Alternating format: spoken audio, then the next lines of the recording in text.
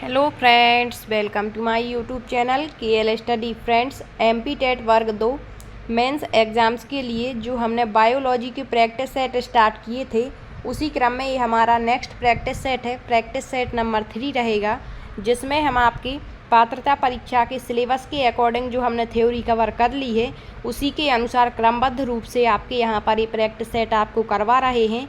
तो हर practice set में आपको 20 क्वेश्चन देखने को मिलेंगे, जिसके माध्यम से आप कई सारे क्वेश्चन क्लियर कर सकते हैं, क्योंकि यहाँ पर एक क्वेश्चन के माध्यम से आपको संपूर्ण विश्लेषण दिया जाता है।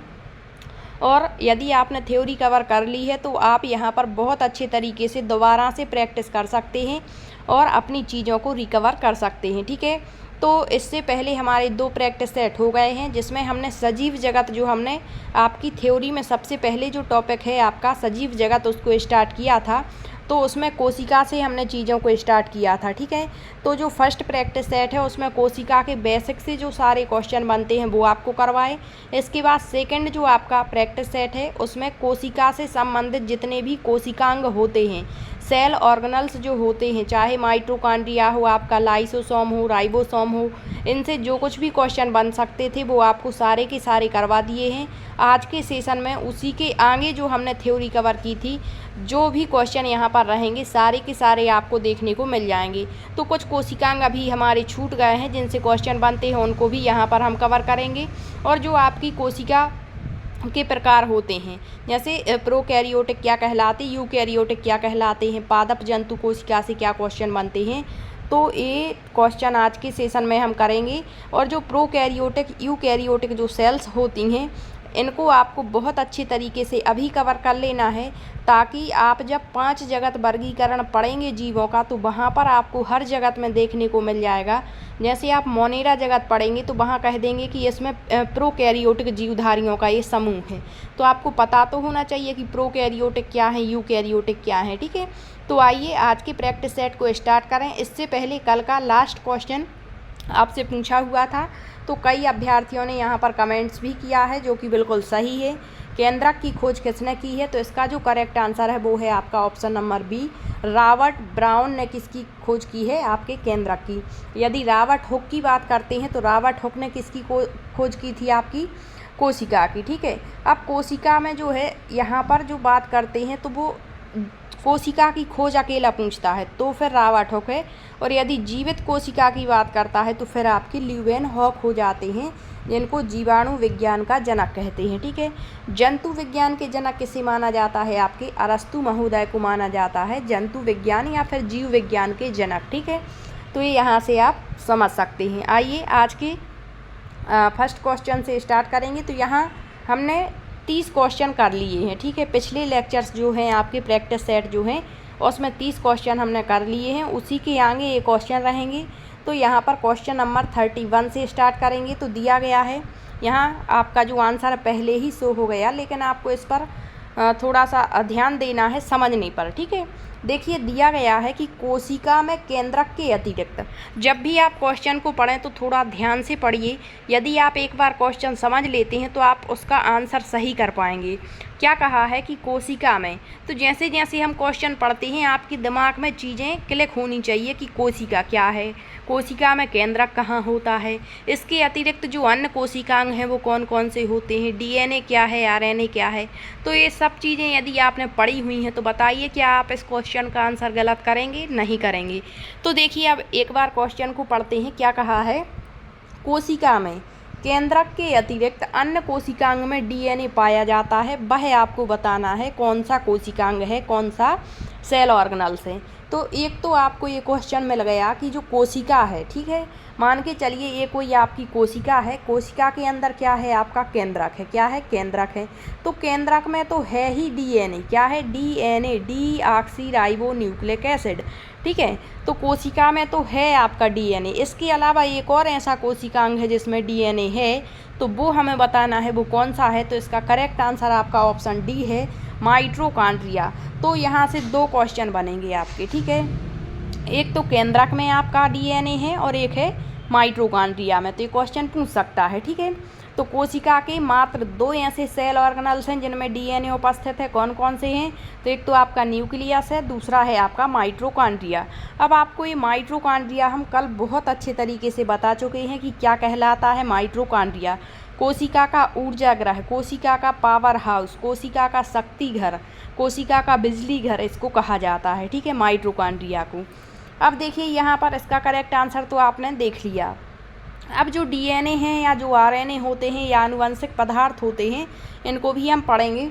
देखिए डीएनए डीऑक्सीराइबो न्यूक्लिक एसिड, कभी कभी डायरेक्ट इनका फुल फॉर्म पूछ लेते हैं। एक आनुवंशिक पदार्थ यानी जेनेटिक मटेरियल है जो माता पिता के जो जैविक गुण होते हैं उनको संतानों में क्या करता है, हस्तांतरित करता है। तो बायोलॉजी में हमने आनुवंशिकी वाला टॉपिक बहुत अच्छे तरीके से आपको कवर करवाया है, आप उसको भी देख सकते हैं, ठीक है। डीएनए जो है वो जंतु और पादप कोशिकाओं के केंद्रक और माइटोकॉन्ड्रिया, तो एक क्वेश्चन यहाँ से भी बन सकता है। वैसे तो कोशिका में कौन कौन से कोशिकांग हैं जिनमें आपका डीएनए है, तो वो है केंद्रक और माइटोकॉन्ड्रिया। अब पूछेगा कि जो आपका डीएनए है वो केंद्रक और माइटोकॉन्ड्रिया में तो पाया जाता है, लेकिन किस सेल में होता है, जंतु में या पादप में? तो दोनों सेलों में देखने को मिलता है, ठीक है, क्योंकि चाहे आप जंतु सेल पढ़ें चाहे पादप, ठीक है, दोनों में ही क्या होगा, आपका केंद्रक होगा, दोनों में ही माइटोकॉन्ड्रिया रहेगा। इसके अतिरिक्त पादपों और शैवालों को कोशिकाओं में उपस्थित पर्णहरित जो होता क्लोरोफिल, उसमें भी पाया जाता है डीएनए, ठीक है, याद रखिए। अगला क्वेश्चन देखिए दिया है, जीवद्रव्य शब्द प्रोटोप्लाज्म जो वर्ड है इसका प्रयोग सबसे पहले किसने किया था? जीवद्रव्य शब्द का सबसे पहले प्रयोग किसने किया? तो ये क्वेश्चन पूछता है। अब आपको पता होगा ये जीवद्रव्य क्या कहलाता है, ठीक है। तो जैसे कल आपको बताया था, मान के चलिए ये आपकी कोई कोशिका है। क्या है? कोशिका है। कोशिका के अंदर आपके बहुत सारे क्या हैं, सेल ऑर्गेनल्स पाए जाते हैं, ठीक है। कहीं माइटोकॉन्ड्रिया, मतलब इनका अपना अपना आकार होता है। यहाँ हमने आपको ऐसे ही समझाने के लिए बता दिया। और बीच में आपका क्या होता है, यहाँ केंद्रक होता है। तो अब देखिए यहाँ पर आपका जो केंद्रक है, केंद्रक के अंदर जो तरल पदार्थ भरा होता है उसे क्या कहेंगे हम? केंद्रक द्रव कहेंगे। क्या कहेंगे? केंद्रक द्रव कहेंगे। जो केंद्रक के अंदर है वो आपका केंद्रक द्रव कहलाएगा। और जो कोशिका के अंदर जो ये गाढ़ा तरल पदार्थ, जेली जैसा ये चिपचिपा पदार्थ भरा होता है, जिसमें आपके सारे के सारे सेल ऑर्गेनल्स व्यवस्थित होते हैं, नियत स्थान पर होते हैं, इसे क्या कहते हैं हम? कोशिका द्रव्य कहते हैं, ठीक है। कोशिका के अंदर भरा है तो कोशिका द्रव्य कहेंगे। और आपका इसके अंदर भरा है केंद्रक के, तो केंद्रक द्रव्य इसको कहते हैं, ठीक है। अब इन्हीं दोनों का जो सम्मिलित रूप होता है वो क्या कहलाता है? इसे जो बाहर भरा हुआ है कोशिका द्रव्य, इसी को हम जीव द्रव्य कहते हैं। क्या कहते हैं? जीव द्रव्य। यदि ये जीव द्रव्य नहीं होता तो जो ये सारे के सारे आप सेल ऑर्गेनल्स देख रहे हैं ये एक दूसरे से टकरा जाते और क्षतिग्रस्त हो जाते। तो जो जीव द्रव्य है इसी को हम प्रोटोप्लाज्म भी कहते हैं। तो इस शब्द का सबसे पहले प्रयोग किसने किया? तो इसका जो करेक्ट आंसर ऑप्शन बी हो जाएगा, पुरकिंजे ने। किसने किया? पुरकिंजे ने। अब देखिए अगला, जीव द्रव्य जीवन का भौतिक आधार है, यह किसने कहा है? जीव द्रव्य जीवन का भौतिक आधार माना जाता है, किसने कहा है? तो इसका करेक्ट आंसर हो जाएगा हक्सले महोदय ने ये कहा था, ठीक है। अब देखिए कोशिका का जीवित अंश जीव द्रव्य कहलाता है, यह किसका बना है? तो जीव द्रव्य जो होता है वो आपके किससे बना है? तो अभी आपको बताया कि कोशिका के अंदर भरा है कोशिका द्रव्य, न्यूक्लियस यानी केंद्रक के अंदर केंद्रक द्रव्य, तो ये दोनों से मिलकर बना होता है, ठीक, दोनों से मिलकर बना है। और इसके साथ ही साथ जो अन्य सेल ऑर्गेनल्स होते हैं वो भी इसमें हिस्सा लेते हैं। तो इसका जो करेक्ट आंसर, अब ऐसा दिया है केवल कोशिका द्रव्य, तो गलत हो जाएगा। यहाँ केवल केंद्रक द्रव्य गलत, ए बिल्कुल सही है, ऑप्शन डी कोशिका द्रव्य, केंद्रक द्रव्य और अन्य कोशिकांग। तो आप ये भी समझ गए कि कोशिका द्रव्य क्या है, ये भी समझ गए केंद्रक द्रव्य क्या है, और ये भी समझ गए कि जीव द्रव्य क्या कहलाता है, ठीक है। और जीव द्रव्य जीवन का भौतिक आधार माना जाता है। यदि ये जीव द्रव्य नहीं होगा शरीर के अंदर तो शरीर की कोई संरचना ही नहीं होगी, ठीक है। तो ये किसने कहा था? हक्सले ने। सबसे पहले जीव द्रव्य या जो प्रोटोप्लाज्म मत है वो किसने दिया था? तो वो आपके पुरकिंजे ने दिया था। तो थोड़ा सा चीज़ों को रिलेट करके पढ़िएगा, ठीक है। कोशिका द्रव्य, अब यहाँ देखिए थोड़ा सा, कोशिका द्रव्य क्या है? तो मूल रूप से जो नाभिक है, जो केंद्रक है, कहाँ पाया जाता? बीचों बीच में, ठीक है। इसको छोड़कर कोशिका के भीतर रंग रहित तरल और अन्य सामग्री जो है वो क्या कहलाएगी? कोशिका द्रव्य। तो क्यों? क्योंकि जो केंद्रक के अंदर होगा, जो नाभिक के अंदर होगा वो तो आपका केंद्रक द्रव्य कहलाएगा। तो यदि इसको छोड़ दिया जाए तो बाकी स्थान पर जो आपका तरल जेली जैसा पदार्थ भरा हुआ है वही क्या है, कोशिका द्रव्य है। और जब कोशिका द्रव्य और नाभिक दोनों को शामिल कर लिया जाता है, मतलब नाभिक के अंदर का जो है आपका केंद्रक द्रव्य और कोशिका द्रव्य दोनों को शामिल कर लिया जाए तो इसे ही जीव द्रव्य कहते हैं। अब जीव द्रव्य या जो प्रोटोप्लाज्म है कोशिका का जीवित भाग है जिसमें विभिन्न कोशिकीय अंग स्थित होते हैं, जैसे mitochondria, Golgi body, ribosome, endoplasmic reticulum, सभी इसी में क्या होते हैं, व्यवस्थित होते हैं। यह एक जेली जैसा, तो जो आपके विभिन्न सेल ऑर्गेनल्स हैं उनकी संरचना भी याद रखिए कि कौन कैसी संरचना है किसकी। तो यह रंगहीन, पारदर्शी, चिपचिपा जीवित पदार्थ है जो कोशिका भित्ति के भीतर मौजूद होता है। कोशिका भित्ति आपको कल बता चुके हैं क्या कहलाती, इससे जितने भी क्वेश्चन बनते वो भी करवा दिए हैं, ठीक है। प्रोटोप्लाज्म शब्द को सन 1835 में प्रस्तावित किया गया था और इसे प्राथमिक पदार्थ के रूप में जाना जाता क्योंकि यह विभिन्न जीवित प्रक्रियाओं के लिए जिम्मेदार है। यह माना जाता है कि कोशिकाएं प्रोटोप्लाज्म के ही पात्र हैं।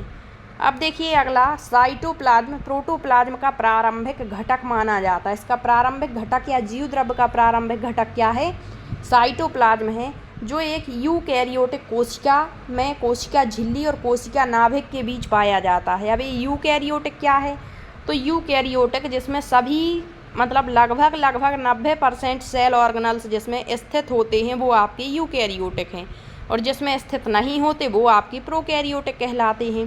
तो अभी आगे चल के इसके भी क्वेश्चन करेंगे, ठीक है। अब देखिए कोशिका में कोशिका के वातावरण को बनाए रखने में एक कोशिका द्रव्य महत्वपूर्ण भूमिका निभाता है। कोशिकाओं के आकार को ये बनाए रखता है। अब नाभिक देखिए, प्रोटोप्लाज्म का दूसरा घटक नाभिक कहलाता है। साइटोप्लाज्म जिसे हम कोशिका द्रव्य भी कहते हैं वो प्रथम घटक है, जबकि दूसरा घटक क्या है इसका, जीव द्रव्य का, नाभिक है, जो किसी जीव की आनुवंशिक जानकारी संग्रहित करता है क्योंकि इसके अंदर क्या है स्थित, डीएनए, और डीएनए क्या है, आनुवंशिक पदार्थ है, तो ये आनुवंशिक जानकारी को एकत्रित करता है। नाभिक में राइबोसोम भी पाए जाते हैं जो कोशिका में प्रोटीन उत्पादन के लिए, कल पड़ा था राइबोसोम क्या कहलाते हैं, कहाँ पर स्थित होते हैं, प्रोटीन की फैक्ट्री इसे कहा जाता है। तो नाभिक के अंदर भी ये स्थित होते हैं। अब जीव द्रव्य देखिए, जिसमें कोशिका द्रव्य, केंद्रक द्रव्य और अन्य कोशिकांग शामिल होते हैं वही जीव द्रव्य है। प्रोटीन, वसा, एंजाइम, हार्मोन सभी प्रोटोप्लाज्म बनाते हैं। ये सब मिलकर के प्रोटोप्लाज्म बनाते हैं, ठीक है।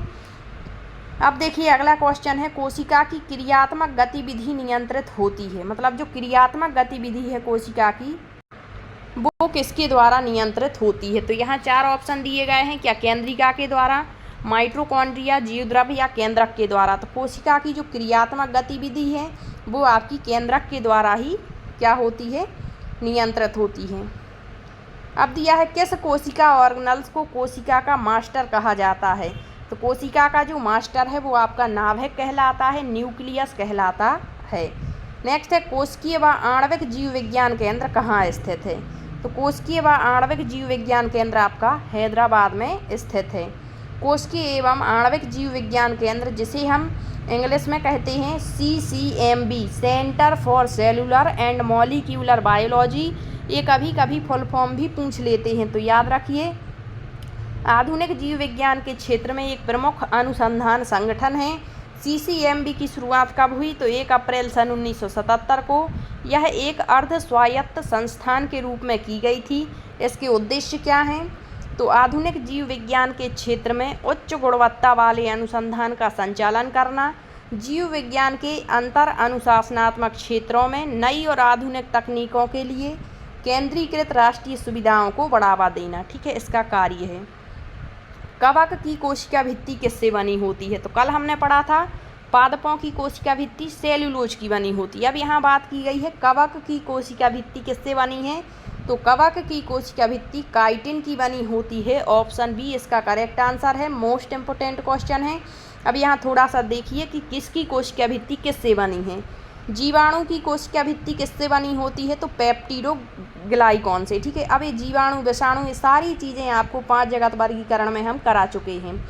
पादप की कोशिका भित्ति सेलुलोज और कहीं कहीं पेक्टिन भी मिल जाता है। शैवालों की कोशिका भित्ति सेलुलोज और गैलेक्टोन, जबकि कवक की कोशिका भित्ति काइटिन की बनी होती है। ठीक है, नेक्स्ट है निम्न में से कोशिका का नियंत्रक केंद्र कौन सा है? तो कोशिका का नियंत्रक केंद्र जो है वो आपका केंद्रक कहलाता है।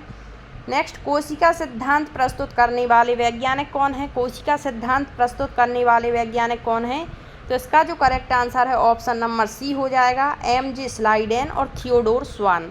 इन्होंने कोशिका यानी सेल थ्योरी दी थी। अब देखिए, निम्नलिखित में से कौन सी एक विशेषता यूकैरियोटिक की नहीं है? अब यहाँ यूकैरियोटिक प्रोकैरियोटिक से जो क्वेश्चन बनते हैं वो यहाँ पर हम देखेंगे नेक्स्ट सेशन में। आज के लिए इतना ही, और यदि आपका कहीं पर भी कोई भी यहाँ डाउट बनता है तो आप कमेंट्स के माध्यम से पूछ सकते हैं, और आप अधिक से अधिक और क्वेश्चन लगाने का प्रयास करिए। यहाँ पर जो हमने थ्योरी कवर की है उसके अकॉर्डिंग जो जितने भी क्वेश्चन यहाँ बन सकते हैं वो सारे के सारे करवाने का आपको प्रयास कर रहे हैं। यदि आपको सेशन पसंद आते हैं तो शेयर ज़रूर करते चलिए। यहाँ पर जो यूकैरियोटिक प्रोकैरियोटिक इससे जितने भी क्वेश्चन बनेंगे कल के सेशन में हम सारे के सारे यहाँ पर देखेंगे। और यदि आप इन प्रैक्टिस सेटों को स्टार्ट करना चाहते हैं, जारी रखना चाहते हैं, तो कमेंट्स के माध्यम से ज़रूर बताइए। और आपकी जो केमिस्ट्री की क्लासेस हैं उसको भी हम कंटिन्यू करने का प्रयास करेंगे ताकि आपका अधिक से अधिक सिलेबस यहाँ पर क्लियर हो जाए। और आपके यहाँ पर जो अतिथि शिक्षक हैं उनके भी रजिस्ट्रेशन होने स्टार्ट हो गए हैं। 15 लास्ट डेट है, तो जिसने भी अभी तक रजिस्ट्रेशन नहीं कराया है वो ज़रूर कराइए रजिस्ट्रेशन। और यदि जो पिछले मतलब पुराने अतिथि शिक्षक हैं उन्होंने यदि कोई जानकारी अपलोड नहीं की है तो वो अभी कर सकते हैं। पात्रता परीक्षा के यदि मार्क्स नहीं चढ़वाए हैं, मतलब उसको अपडेट नहीं करवाया है, तो आप वो भी अपडेट करवा सकते हैं। ठीक है, क्योंकि यहाँ जो अतिथि शिक्षक हैं उसका लाभ भी मिलता है। और इसके अलावा यदि किसी परिस्थितिवश या कारणवश से हमारा सिलेक्शन यदि मेंस एग्ज़ाम में नहीं भी हो पाता है तो फिर वो एक बेस्ट ऑप्शन रहता है आपके लिए। ठीक है, क्योंकि उसकी सैलरी भी अच्छी खासी है और मतलब उसका जो है एक्सपीरियंस आपको हो जाता है। ठीक है, तो यदि आपने अपडेट नहीं कराया या नए अभ्यर्थी हैं जिन्होंने अभी तक रजिस्ट्रेशन नहीं करवाया है तो करवा सकते हैं। उसकी लास्ट डेट जो है वो 15 है। और आप रजिस्ट्रेशन करवाने के बाद में जो भी आप डॉक्यूमेंट अपलोड करते हैं तो आप संकुल प्राचार्य से उसको वेरीफाई करवा कर अपना स्कोर कार्ड बनवा सकते हैं। ठीक है, तो मिलते हैं अगले सेशन में, तब तक के लिए सभी का बहुत बहुत धन्यवाद।